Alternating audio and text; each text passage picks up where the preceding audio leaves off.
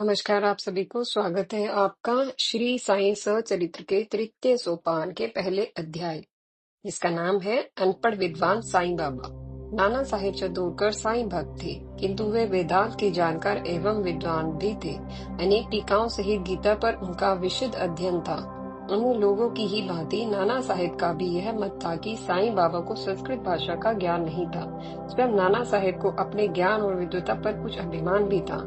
साईं का तो उद्देश्य ही था अपने भक्तों के दोषों, मलों, दुर्गुणों को नष्ट कर उन्हें परिष्कृत करना और उनके रोगों, कष्टों, चिंताओं को दूर कर उन्हें सुखी करना। ऐसे में अपने भक्त में वे अभिमान जैसा महान दुर्गुण कैसे रहने दे सकते थे। अतः उन्होंने नाना के इस दुर्गुण को और भ्रम का निवारण करने का निश्चय किया। एक दिन जब नाना साहेब साईं बाबा की चरण सेवा करते हुए अस्फुट शब्दों में कुछ गुनगुना रहे थे, तो साईं ने पूछा, यह धीरे धीरे क्या कह रहे हो नाना? तब नाना के यह बताने पर कि वे गीता के एक श्लोक का पाठ कर रहे हैं, साईं ने उन्हें वह श्लोक जोर से पढ़ने को कहा। नाना ने तब गीता के चौथे अध्याय का 34वां श्लोक सुनाया। श्री बाबा ने पूछा, क्या तुम इसका अर्थ जानते हो? नाना साहेब के स्वीकृति देने पर बाबा ने कहा कि वे उसका अर्थ उन्हें भी समझाएं। तब नाना ने कहा, बाबा, इसका अर्थ है तत्ववेता ज्ञानियों को भली प्रकार दंडवत कर सेवा एवं निष्कपट भाव के लिए गए भाव से किए गए प्रश्न द्वारा उस ज्ञान को जान। वे ज्ञानी जिन्हें सर्व वस्तु यानी कि ब्रह्म की प्राप्ति हो चुकी है, तुझे ज्ञान का उपदेश देंगे। तब बाबा ने हंसकर कहा, अरे नाना, मुझे तो एक एक शब्द का अनुवाद कर व्याकरण सम्मत अर्थ बताओ ताकि कुछ मेरे भी पल्ले पड़ सके। तब नाना ने ऐसा ही किया। जब नाना अपनी बात कह चुके, तब बाबा ने पूछा, नाना, क्या केवल साष्टांग नमस्कार करना ही प्रणिपात का संपूर्ण पर्याप्त अर्थ है? नाना ने कुछ उलझकर कहा, प्रणिपात शब्द का साष्टांग व नमस्कार के अलावा मैं कोई और अर्थ नहीं जानता। तब बाबा ने कहा, अच्छा, परिप्रश्न का क्या अर्थ है? नाना ने कहा, प्रश्न पूछना। और प्रश्न का क्या अर्थ है? नाना और उलझ गए। परिप्रश्न और प्रश्न दोनों का एक ही है अर्थ है, तो व्यास ने परि उपसर्ग का प्रयोग क्यों किया? बाबा ने कहा, क्या व्यास की बुद्धि भ्रष्ट हो गई थी? तब नाना ने हार मानते हुए कहा, अब मैं क्या कहूँ बाबा, परिप्रश्न शब्द का और कोई अर्थ मुझे पता नहीं। बाबा ने आगे पूछा, और जो सेवा का जिक्र किया है वह सेवा क्या है? नाना बोले, सेवा वैसे ही जैसे हम लोग सदैव आपकी करते हैं। क्या यह सेवा पर्याप्त है? बाबा ने पूछा। नाना साहेब फिर निरुत्तर हो गए। बाबा, सेवा का मैं तो यही अर्थ समझता हूँ। बाबा कुछ क्षण मौन रहे, फिर कहा, श्लोक की दूसरी पंक्ति में जो उपदिश्यन्ति के ज्ञानम प्रयुक्त हुआ है, इसमें ज्ञानम के स्थान पर कोई और शब्द प्रयोग कर सकते हैं?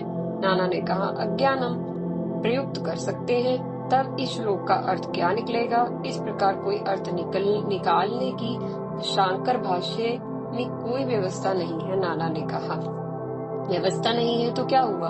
यदि अज्ञान शब्द के प्रयोग से कोई उत्तम अर्थ निकल सकता है, तो किसी को इसमें क्या आपत्ति हो सकती है? बाबा ने बहस की।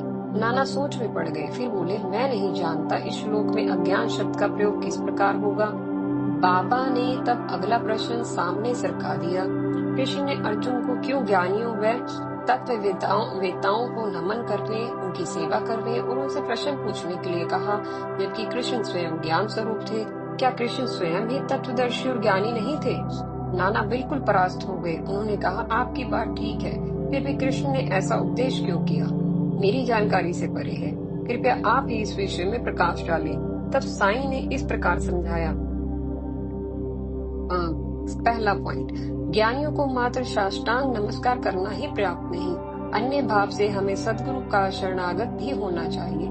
प्रणिपात का अर्थ शरणागति है। दूसरा, मात्र प्रश्न पूछना ही पर्याप्त अर्थ नहीं है। प्रश्न को जिज्ञासा, शांति व आत्मोन्नति की प्रेरणा से किया जाना चाहिए, परीक्षार्थ या तर्क के लिए नहीं। तीसरा, मैं सेवा करने या अस्वीकार करने में स्वतंत्र हूँ, ऐसे भाव से की गई सेवा मात्र चापलूसी है। सेवा भाव तभी माना जाएगा जब सेवक स्वयं को गुरु के अधीन, स्वामी के अधीन समझे। अपने शरीर पर गुरु और स्वामी का ही अधिकार समझे, अपना नहीं। उपरोक्त प्रकार के आचरण से सद्गुरु द्वारा सहज ही ज्ञान की प्राप्ति हो जाएगी। यह श्लोक में बताया गया है।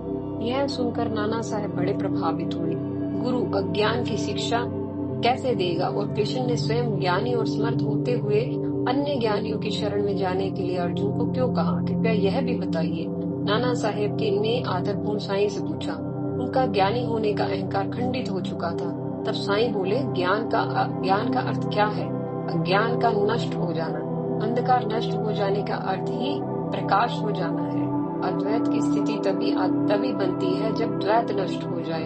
अतः ज्ञान का उपदेश अज्ञान दूर करने का ही उपदेश है। गुरु शिष्य के अज्ञान को दूर करता है। शिष्य की जन्मांतर के संस्कारों से यही धारणा रहती है कि मैं जीव हूँ, दुर्बल और असहाय हूँ। यही सबसे बड़ा भ्रम अज्ञान है कि उसे लगता है मैं शरीर हूँ, जीव हूँ और ब्रह्म मुझसे भिन्न है। गुरु सैकड़ों जन्मों तक ऐसी शिक्षा देता है कि तू ही ब्रह्म है, तुझ में और ब्रह्म में कुछ भी अंतर नहीं है। अंतर भासने का कारण ही अज्ञान है। इस प्रकार ब्रह्म को दूर करना ही अज्ञान का ज्ञानोपदेश है। रही बात अन्य ज्ञानियों की ओर संकेत करने की, तो सद्भक्त के लिए तो हर सत्ता वासुदेव है। कोई गुरु अपने शिष्य के लिए कृष्ण है। ऐसे कितने ही कृष्ण यानी कि गुरु और शिष्य यानी कि अर्जुन विद्यमान है। उनका महत्व दर्शाने के लिए कृष्ण ने अर्जुन से इस प्रकार कहा। अनपढ़ साईं से गीता के श्लोक का ऐसा गूढ़, सटीक और प्रभावी विश्लेषण सुनकर नाना साहेब श्रद्धा पूर्वक नतमस्तक हो गए। उनका विद्वान होने का अहंकार क्षण भर में नष्ट हो गया। विश्लेषण: जो तत्ववेत्ता है उसे शास्त्रों के अध्ययन की या विद्यालयों में शिक्षा की आवश्यकता नहीं होती। वह अपने ज्ञान के बल पर ही नवीन विषयों की भी समीक्षा कर सकता है, उसे समझ सकता है और दूसरों को समझा भी सकता है।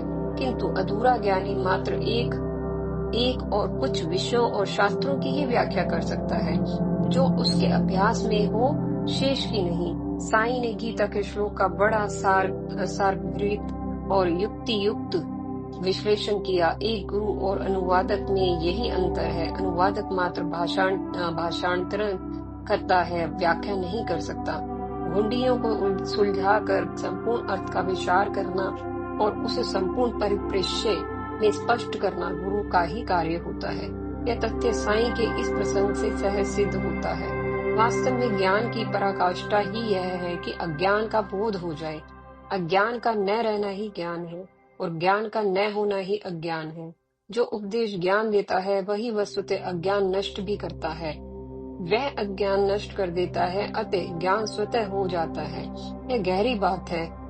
प्रणिपात का अर्थ शरणागत हो जाना है, हथियार डाल देना है, क्योंकि पाणी यानी कि हाथ ही सबसे बड़ा हथियार है। हथियार डालने का अर्थ है समर्पण।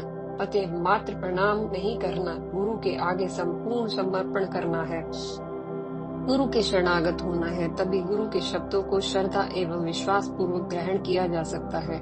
प्रश्न करना है मात्र जिज्ञासा से, आत्मोन्नति के लिए, तर्क वितर्क के लिए, खंडन के लिए, प्रपंच के लिए, परीक्षा के लिए प्रश्न नहीं करना है। इसीलिए पहले ही हथियार डाल देने की बात की है, क्योंकि कोरा तर्क ज्ञान प्राप्ति में सर्वथा बाधक है। तर्क को वही त्याग सकता है जो समर्पित हो। अल्प ज्ञानी व्यक्ति भी आगे तर्क नहीं कर पाता, किंतु यह उसकी विवशता है, उसका संतुष्ट हो जाना नहीं। ऐसा व्यक्ति निरुत्तर हो सकता है, किंतु संशय रहित नहीं होता, और संशय ज्ञान का प्रबल शत्रु है। इसी प्रकार सेवा का अर्थ भी तन मन धन वचन से संपूर्ण समर्पण होकर आदेश पालन है, न कि मात्र पाखंड या चापलूसी में दुम हिलाना। अतः साईं की व्याख्या एकदम सटीक है। इसी के साथ पहले अध्याय तीसरे सोपान के उसका समापन होता है। हम आपसे फिर मिलेंगे अगले पाठ में। तब तक के लिए आपका बहुत बहुत धन्यवाद।